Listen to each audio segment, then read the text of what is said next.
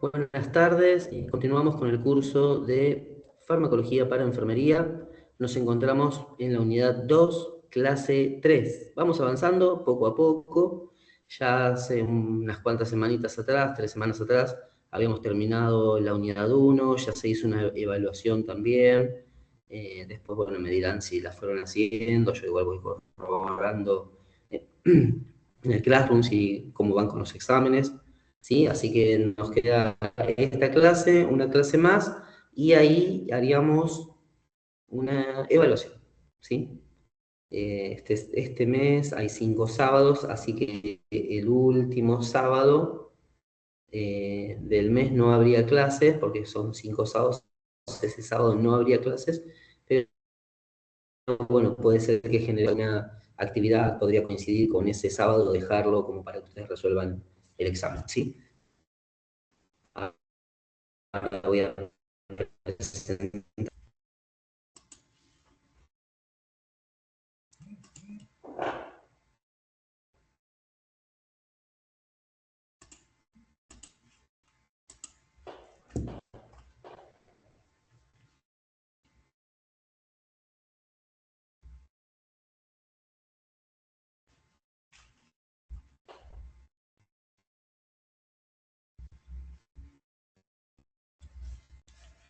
Bien, fármacos para las convulsiones.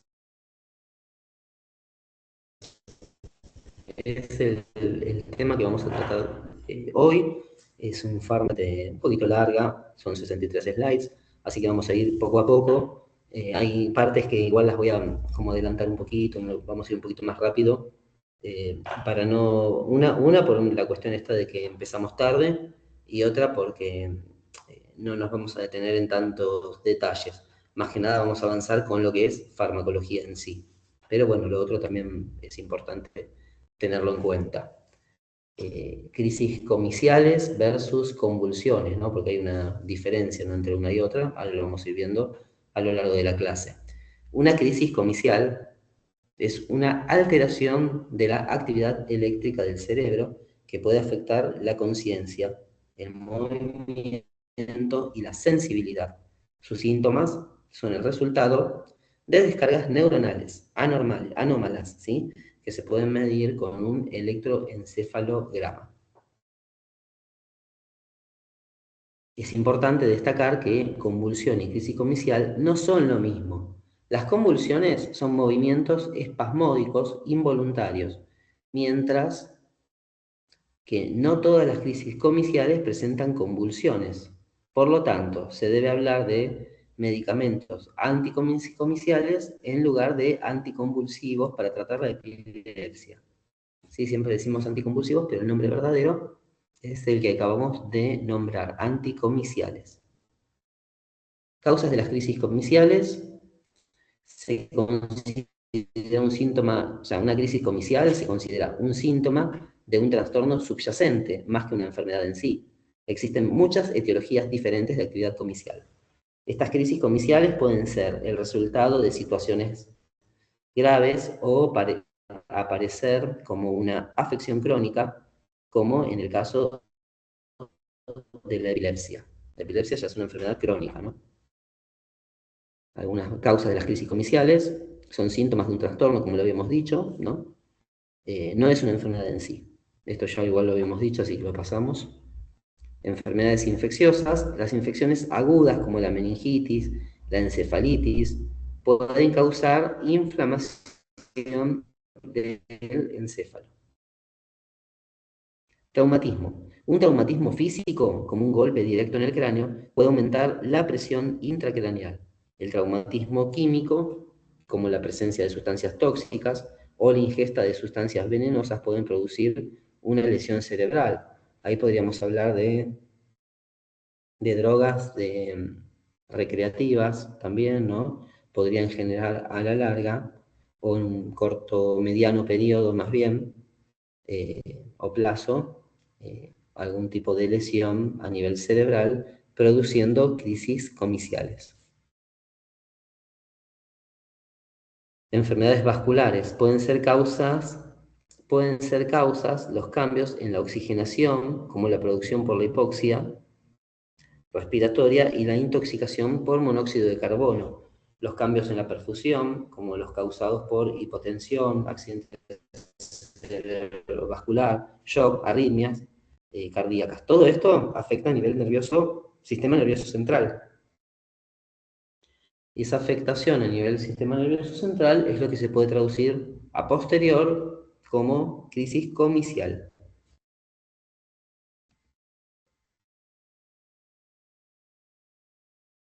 Trastornos metabólicos, los cambios en la ingestión de líquidos y electrolitos, como la hipoglucemia, hiponatremia e hiperhidratación, pueden producir crisis comiciales, alterando la transmisión del impulso eléctrico.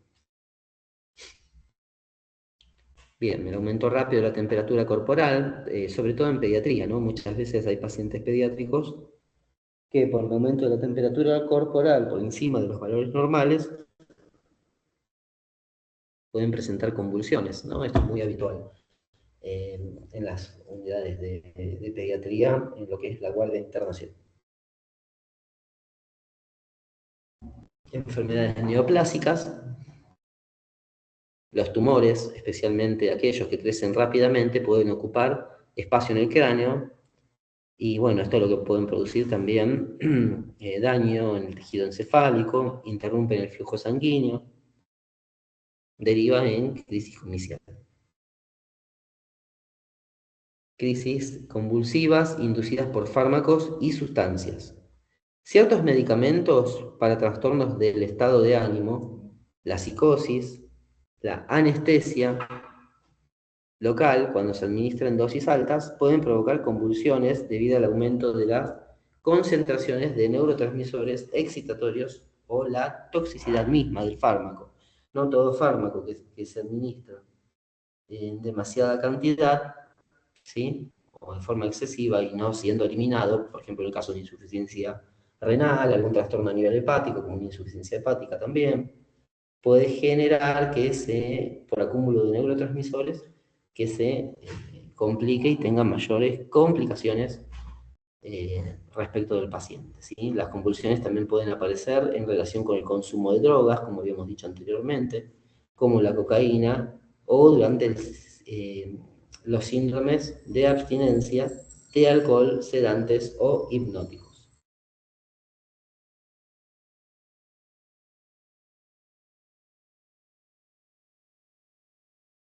Bien, enfermedades neoplásicas, los tumores, bueno, estos crecen rápidamente, pueden producir también convulsiones. Hay pacientes que porque tienen enfermedades neoplásicas a nivel del sistema nervioso central, con el tiempo pueden producir algún tipo de convulsión o crisis comiciales, como debe nombrarse.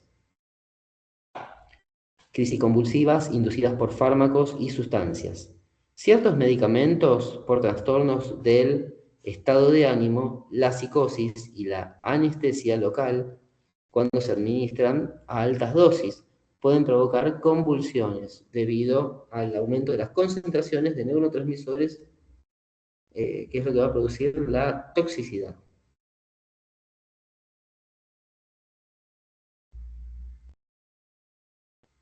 Embarazo y epilepsia. El embarazo representa una preocupación significativa para las mujeres con epilepsia. Se recomienda el uso de métodos anticonceptivos de barrera adicionales a los anticonceptivos hormonales como la píldora, ya que algunos medicamentos anticonvulsivos pueden reducir la eficacia de estos últimos, aumentando el riesgo de embarazo no deseado. Algunas consideraciones que son consideraciones especiales. Las etiologías que desencadenan el desarrollo de la epilepsia infantil varían según la edad. Las anomalías congénitas del sistema nervioso central, las lesiones cerebrales perinatales y los desequilibrios metabólicos normalmente están relacionados con la actividad comicial en neonatos, lactantes y niños pequeños. Las epilepsias hereditarias, infecciones del sistema nervioso central, trastornos neurológicos, degenerativos, bien, tiene que ver con una cuestión que puede ser muchas veces generada sea, de origen en la infancia tardía. Los traumatismos cerebrales, los trastornos cerebrales vasculares y las enfermedades neoplásicas representan las causas más frecuentes de crisis comiciales en la población adulta. Me va siguiendo, ¿no? Más o menos. Sí, profe, sí. Bárbaro. Conceptos generales de farmacoterapia de la epilepsia. A ver si lo podemos agrandar un poquito. La elección del fármaco para tratar la epilepsia depende del tipo de crisis comicial que el paciente experimente, de sus antecedentes médicos previos, de estudios diagnósticos y de los procesos patológicos que causan la crisis. Una vez seleccionado el medicamento, se empieza con una dosis inicial baja. La cantidad se aumenta gradualmente hasta que se logra el control de la crisis comicial. Es básicamente esto, ¿no? Que el paciente tiene crisis comicial, empieza a administrarse algún tipo de medicamento anticonvulsivo. En primera instancia se puede reducir las cantidades, la frecuencia de las crisis comiciales y con el tiempo llega a desaparecer. Ese es el ajuste del medicamento que se realiza.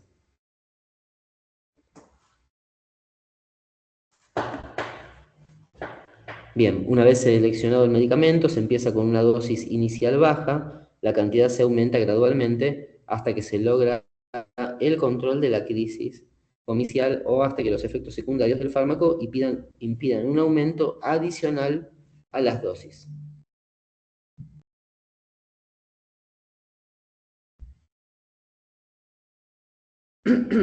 Conceptos generales de farmacoterapia en la epilepsia. Pueden medirse las concentraciones séricas del fármaco para que el personal sanitario determine la concentración más eficaz. Si persiste la actividad comicial, se añade un medicamento diferente con pequeños aumentos de dosis, mientras que se reduce lentamente la dosis del primero, puesto que es probable que aparezca crisis comicial si los fármacos se retiran bruscamente. Estos deben ser interrumpidos durante un periodo de tiempo que va entre 6 y 12 semanas.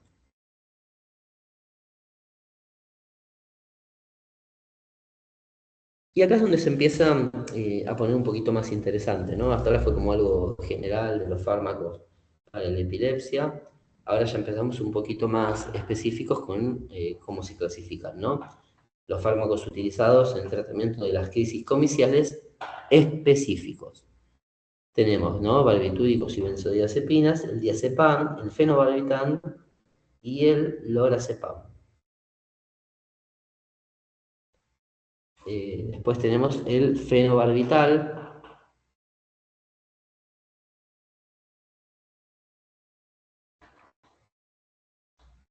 el lorazepam, ¿sí? Vean cómo está cada uno especificado, ¿no? El fenobarbital es simple o compleja, crisis comiciales para ese tipo de crisis comiciales, eh, mioclónicas y estado epiléptico. Después tenemos el lorazepam, ¿sí? Sobre todo para el estado epiléptico, las idantoínas y fármacos similares a la fenitoína. Ahí están el ácido valproico, carbamazepina, fenitoína. Son todos bastante conocidos y bueno, los van a ir viendo muchas veces cuando atienden a este tipo de pacientes. Succinimidas, ¿no? Etosuximida. Ese es otro fármaco. Objetivo de la farmacoterapia anticonvulsiva. El objetivo principal de la farmacoterapia anticonvulsiva es reducir la actividad neuronal anormal para prevenir descargas epilépticas repentinas o anormales.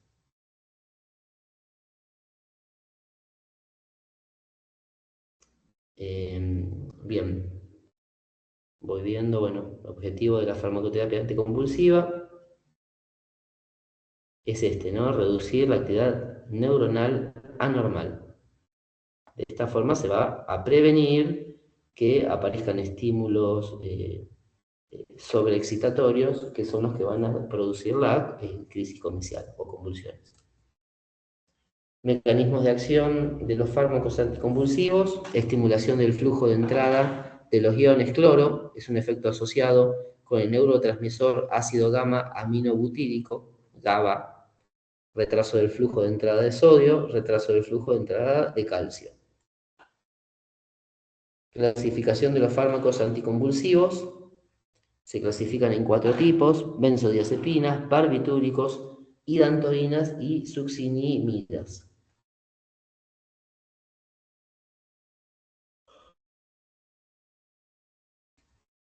Los barbitúricos, benzodiazepinas y otros fármacos GABAérgicos. Los barbitúricos, las benzodiazepinas, reducen la actividad comicial, intensificando la acción de GABA. Es decir, es mayor efecto GABA. El efecto principal de potenciar la actividad de GABA en la depresión del sistema nervioso central. Fármacos anticomiciales que potencian la acción del GABA pueden ser aminobarbital, fenobarbital, peptonbarbital y secondarbital. Bien, cada uno tiene su vía de administración, eso después lo pueden leer con tiempo, ¿sí? Porque, sobre todo porque habla de la vía de administración y la dosis que va a recibir un adulto. Este curso está orientado al adulto, no hacia el pediátrico, ¿sí? Fármacos anticomiciales que afectan la acción del GABA. Tenemos, por ejemplo, las benzodiazepinas, el diazepam. Bueno, el diazepam, ya dijimos clonazepam. Y bueno, ahí están las vías de administración y la dosis, pero podemos, por ejemplo, podemos ver el primero, que es el clonazepam, vía oral 1,5 miligramos día, dividido en 3 dosis. Se puede aumentar de 0,5 a 1 miligramo cada 3 días hasta que se controlen las crisis comiciales. Recordemos que administramos un fármaco y muchas veces este fármaco no termina reduciendo o evitando la crisis comicial. Entonces se va ajustando la dosis, se le va agregando otras dosis mayor hasta llegar a un momento que ya deja de tener este tipo de crisis comicial o convulsiones, básicamente.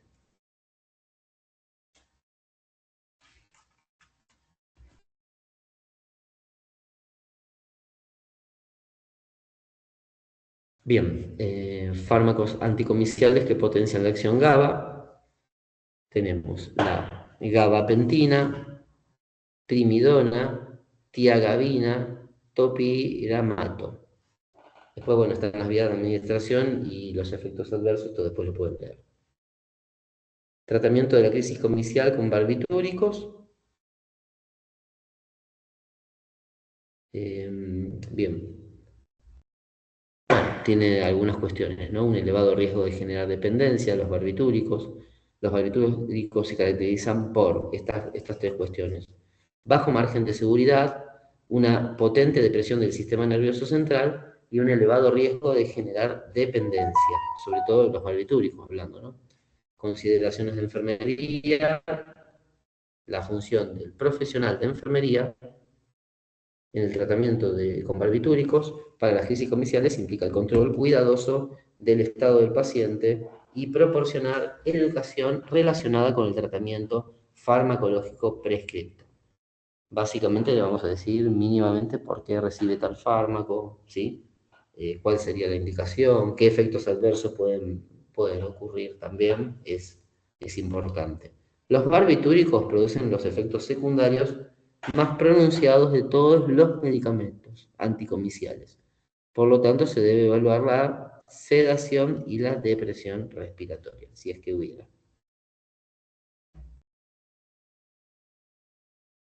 Consideraciones de enfermería. Dado que los barbitúricos se metabolizan en el hígado y se excretan principalmente por la orina, hay que controlar la función hepática y renal de forma regular cuando se utiliza una forma prolongada. Los fármacos atraviesan la placenta y se excretan en la leche materna. Por tanto, no está recomendado en mujeres embarazadas o en periodo de lactancia, este tipo de fármacos.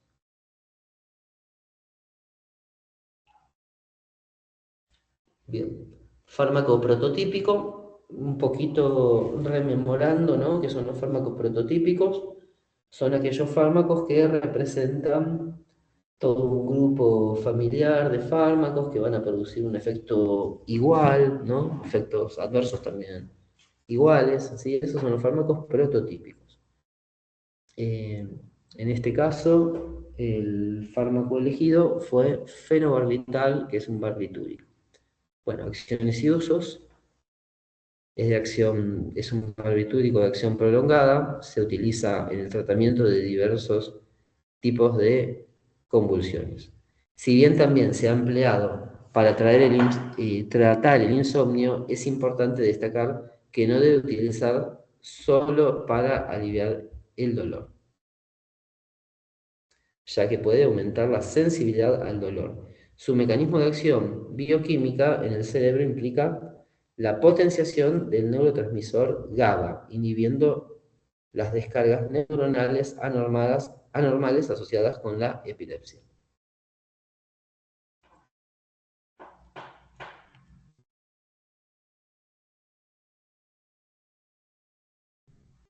Bueno, un poquito rápido, dígame usted. No, no, bien, bien, bien. Lo estaba escuchando porque como no puedo ver tanto del celular, se ve todo muy chiquitito, pero lo iba escuchando bien.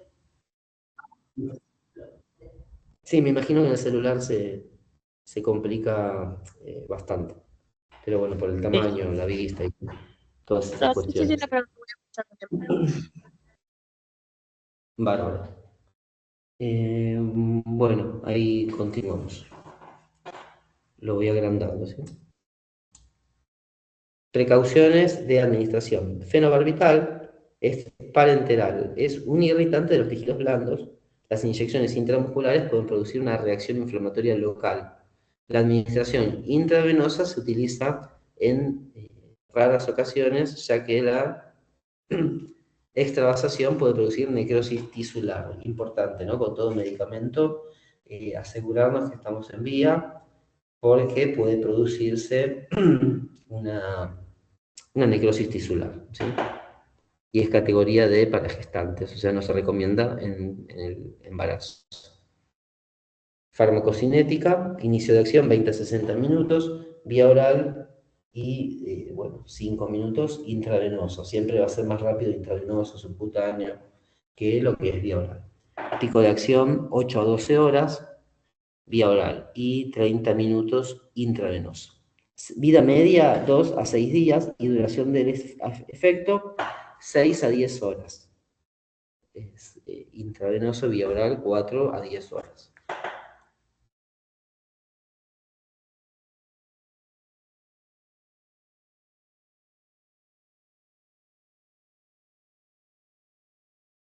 Bien, efectos adversos. Es un fármaco del grupo 4 que puede producir dependencia, o sea, ya uno de los efectos adversos es dependencia física y emocional, espiritual a veces.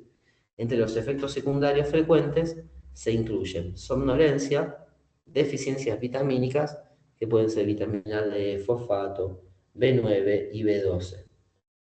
En caso de sobredosis de fenobarbital pueden causar depresión respiratoria grave, depresión del sistema nervioso central, coma e incluso la muerte. Después, bueno, tenemos contraindicaciones. Está contraindicado el fenobarbital, ¿no? En casos de hipertensión, o perdón, hipersensibilidad a barbitúricos, dolor incontrolado, intenso, depresión preexistente del sistema nervioso central, porfirias, enfermedad respiratoria grave, con disnea, u obstrucción, glaucoma e hipertrofia prostática. Interacciones. Fenobarbital interacciona con muchos fármacos. Bueno, no puede tomarse con alcohol, también por la alteración a nivel nervioso central que puede producir. Estas sustancias potencian la acción de los barbitúricos, aumentando el riesgo de depresión respiratoria o parada cardíaca. potencialmente mortal. Fenobarbital, al fenobarbital también aumenta el metabolismo de muchos otros fármacos, reduciendo su eficacia. Bien, educación del paciente. La educación del paciente en lo que respecta a los barbitúricos incluirá los objetivos del tratamiento, las razones para obtener datos iniciales, como las constantes vitales, y la existencia de trastornos hepáticos y renales subyacentes, y los posibles efectos secundarios del fármaco. También es importante, ¿no?, saber qué efectos secundarios puede producir este medicamento, porque es después lo que tenemos que tener en cuenta. Benzodiazepinas. Al igual que los barbitúricos, las benzodiazepinas intensifican el efecto de GABA en el encéfalo. Las benzodiazepinas se unen directamente al receptor de GABA, suprimiendo los focos neuronales anormales. Tratamiento de las crisis comiciales con benzodiazepinas. Entre las benzodiazepinas utilizadas para el tratamiento de la epilepsia se incluyen clonazepam, lorazepam y diazepam. Son los más habituales, los que vemos todo el tiempo incluso en el hospital.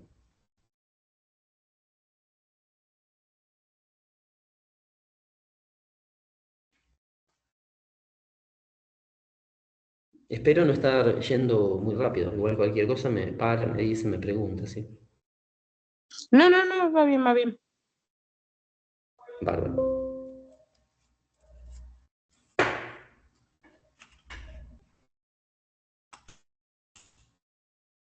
Bien, indicaciones, crisis de ausencia o crisis comiciales mioclónicas. Crisis de ausencia. Estas crisis, también conocidas como petit mal, se caracterizan por ser breves, episodios breves, de pérdida de conciencia, generalmente sin movimientos convulsivos aparentes. Las benzodiazepinas, principalmente el clonazepam, son efectivas para controlar las crisis de ausencia, al reducir la frecuencia e intensidad de estos episodios.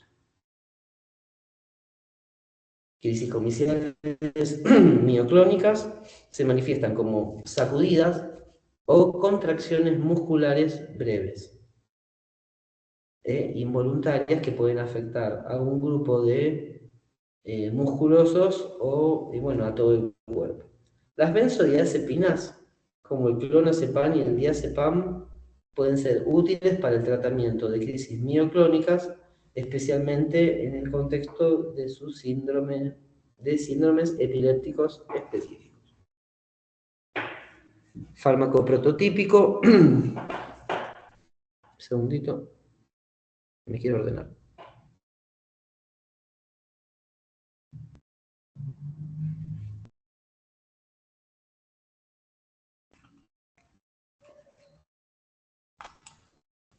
Bien, fármaco prototípico, el diazepam, benzodiazepina. Ahora vamos a hablar de acciones y usos, precauciones de administración, farmacocinética, efectos adversos e interacción. Después esto a su vez es cíclico, ¿no? Podemos estar en interacciones y después volvemos a realizar acciones y usos. Acciones y usos.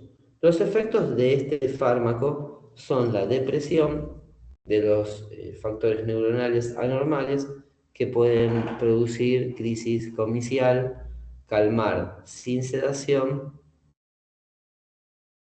Bueno, esto de calmar sin sedación también es un poco controvertido. Cuando se utiliza por vía oral, los efectos terapéuticos máximos pueden necesitar 1 a 2 semanas. La tolerancia puede desarrollarse después de aproximadamente 4 semanas. Cuando se administra por vía intravenosa, los animales pueden darse en minutos y sus efectos anticonvulsivos, los efectos pueden darse en minutos y sus efectos convulsivos permanecen durante 20 minutos. Precauciones de administración: controlar la respiración cada 5 a 15 minutos, pues puede haber depresión a nivel respiratorio. El equipo bueno, de RCP, de reanimación, tiene que estar a mano, obviamente el carro de paro. Categoría de paragestantes. A ver cómo vamos.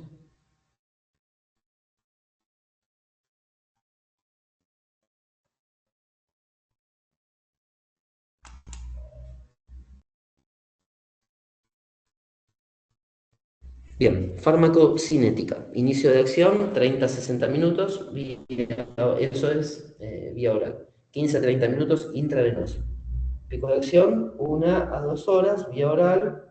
15 minutos intramuscular, 1 a 5 minutos intravenoso. Vida media, 20 a 50 horas. Duración del efecto, 2 a 3 horas vía oral, 15 a 60 minutos intravenoso. Bien, efectos adversos. Debido a la tolerancia y dependencia, el uso de diazepam está reservado para el control de las crisis comiciales a corto plazo, como es el caso de la epilepsia. Cuando se administra por vía intravenosa, son frecuentes la hipotensión o debilidad muscular, taquicardia y depresión respiratoria. Bien, contraindicaciones. Cuando es vía inyectable, debería evitarse en situaciones como shock, coma, debilitamiento de las constantes vitales, pacientes obstétricas y bebés menos de 30 días de edad, en forma de comprimidos. No debe administrarse el medicamento a bebés menores de 6 años. Interacciones: tomarse diazepam con alcohol u otros depresores del sistema nervioso central debido a la combinación de efectos sedantes. Entre otras interacciones con fármacos se incluyen cimetidina, anticonceptivos orales, ácido valproico y metoprolol, que potencian la acción del diazepam.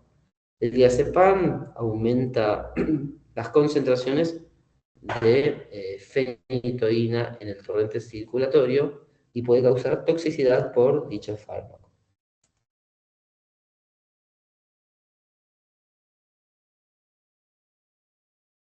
Bien, tratamiento de la sobredosis. Acá tenemos el flumazenil, que es un antagonista, ¿sí?, para este grupo de fármacos, ¿no?, como el diazepam, que es el fármaco prototípico que estamos viendo.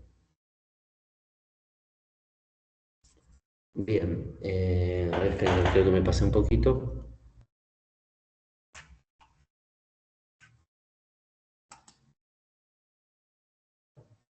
Bueno, este ya lo dijimos. Acá, tratamiento de la sobredosis. El flumazenil sería el antagonista. Bien, tratamiento de las crisis comiciales con hidantoínas y fármacos similares a la fenitoína. La primera hidantoína descrita y la que se prescribe con más frecuencia es la fenitoína, aprobada en los años 30. Después, bueno, proporciona la superficie eficaz de las crisis comiciales sin los posibles problemas de abuso de fármacos o de depresión del sistema nervioso central. Fármaco prototípico, en este caso está la fenitoína y hidantoína. Bueno, vamos a hablar de todos los puntos que ya conocemos.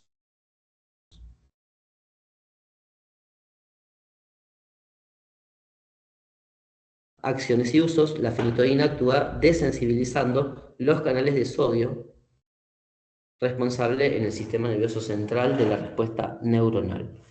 La desensibilización previene la expansión de cargas eléctricas descriptivas en el cerebro que produce crisis comiciales.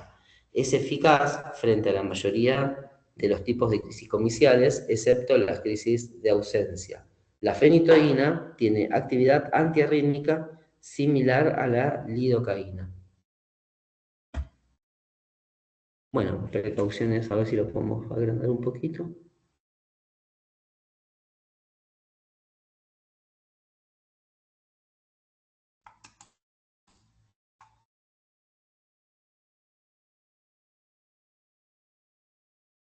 Precauciones en la administración. Cuando se administra por vía intravenosa, mezcle solo con solución salina e infunda a una velocidad máxima de 50 miligramos minuto.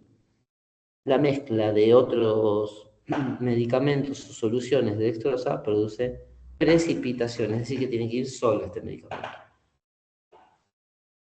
Se ve o lave siempre la vía intravenosa con solución salina. Antes de colgar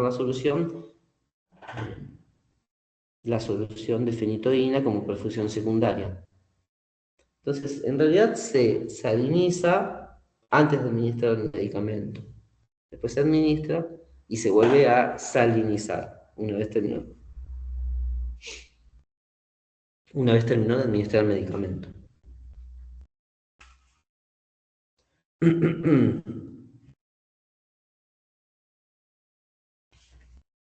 Bien.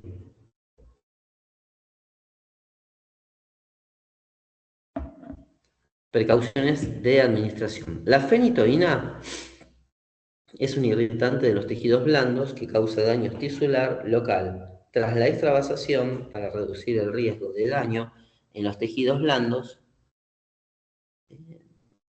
bien, no se administra por vía intramuscular, inyectar dentro de una vena de gran calibre mediante un catéter venoso central. Evite utilizar las venas de la mano para prevenir respuestas vasoconstrictoras locales graves, como el síndrome del guante morado. Farmacocinética. Esperen que lo voy a agrandar. Inicio de acción, se absorbe vía oral de forma lenta y variable. Pico de acción, liberación inmediata, 1,5 a 3 horas. Liberación mantenida entre 4 y 12 horas. Vida media, 22 horas. Duración del efecto hasta 15 días. Efectos adversos. La fenitoína puede causar arritmias como bradicardia, fibrilación ventricular, hipotensión grave e hiperglucemia. Las reacciones graves del sistema nervioso central incluyen cefalea, ataxia, convulsión, dificultad en la palabra, en el habla, ¿no? Nerviosismo paradójico, espasmos musculares e insomnio. Puede aparecer neuropatía periférica con su uso prolongado.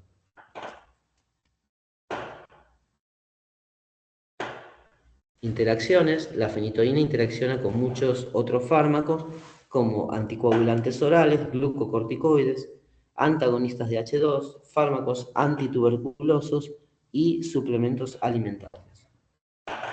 Altera la eficacia de los fármacos con digoxina, doxiciclina, furosemida, estrógenos y anticonceptivos orales y teofilina. Cuando se combina con antidepresivos tricíclicos, la fenitoína puede desencadenar crisis comerciales. Bien, fármaco prototípico, ácido valproico, que es un fármaco similar a la fenitoína. Y vamos a ir viendo todos estos puntos que menciona, que todos los fármacos prototípicos siempre lo vemos desde esta cuestión, ¿sí? Acciones y usos, precauciones de administración, farmacocinética, efectos adversos, contraindicaciones e interacciones. ¿Cómo funciona y para qué sirve el ácido valproico? ¿Cómo funciona? Actúa de forma similar a la fenitoína para controlar las convulsiones. Sin embargo, también incluye en el GABA un neurotransmisor y los canales de calcio, lo que le permite tratar una variedad de tipos de convulsiones, incluyendo ausencias, convulsiones mixtas. Además de las convulsiones, el ácido valproico también se utiliza para prevenir las migrañas y tratar los trastornos no bipolar. Bien. Bien, vamos a seguir un poquito más. Precauciones de administración. Es como ese irritante gastrointestinal. Advierta siempre a los pacientes de que no mastiquen los comprimidos de liberación prolongada, ya que pueden aparecer úlceras bucales. Estaría actuando en realidad o absorbiéndose donde no debe absorberse. Por eso a veces no es fácil también decirle a un paciente que puede morder un comprimido que no puede tragar habitualmente. No mezcle el jarabe de ácido valproico con bebidas carbonatadas, ya que pueden desencadenar la liberación inmediata del fármaco, lo que produce una irritación grave en la boca y en la garganta. Es categoría de para gestantes. Farmacocinética. Inicio de acción. Se absorbe rápidamente a través del tubo digestivo. Pico de acción 1 a 4 horas. Vida media 5 a 20 horas. Y duración del efecto es variable.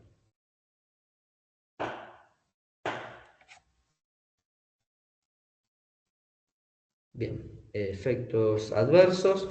Los efectos adversos incluyen sedación, mareos, molestias digestivas y prolongación del tiempo de hemorragia.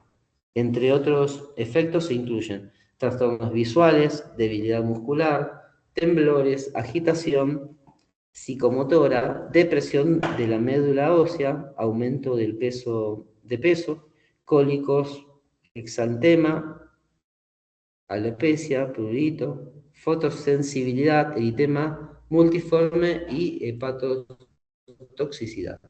Básicamente un poco de todo.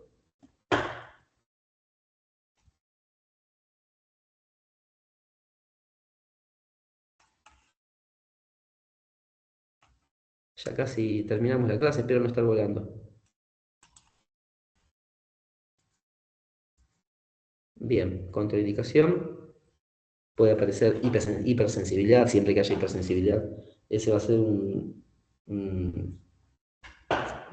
una contraindicación siempre, casi como de manual, ¿no? Este medicamento no debe administrarse a pacientes con enfermedades hepáticas, alteraciones que producen sangrado, pancreatitis y trastornos metabólicos. Interacciones. El ácido valproico puede interactuar con muchos otros medicamentos, aumentando el riesgo de efectos secundarios. Por ejemplo, tomar ácido valproico junto con medicamentos como ácido acetilsalicílico, eritromicina, puede incrementar su toxicidad.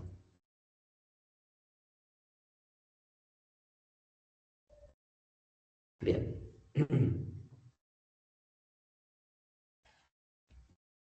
Bueno, hasta acá terminó la clase de hoy. Dejo de compartir.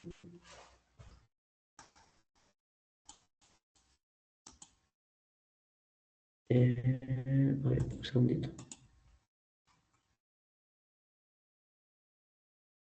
Bueno, espero no haber ido muy rápido, espero que se haya entendido. Y de todos modos, Noelia quedó a disposición suya y bueno, el resto del grupo, cuando vean el video, pueden ir preguntando alguna duda que les pueda llegar a surgir, ¿sí? No sé si quiere acotar algo, Noelia. No, iba escuchando bastante bien. Aparte, son algunas medicaciones que se vio en el Esteves y ya más o menos ya conocía su mecanismo de acción y por eso. Claro, Pero sí, más o menos son que lo fueron viendo, por eso lo pueden sí, llegar por a eso entender un poco que lo mejor. fuimos viendo esas medicaciones, sí. Me Bueno, acordaba, recién nombrando y me acordaba del Esteves. Sí. así que bueno. Bueno, Noelia, hoy por hoy dejamos, igual ahora en un rato a las 8 nos conectamos en el curso de urgencias y emergencias, ¿sí? Bueno, listo, profe. Así que bueno, muchas gracias, nos vemos. Chau, chau. No, no.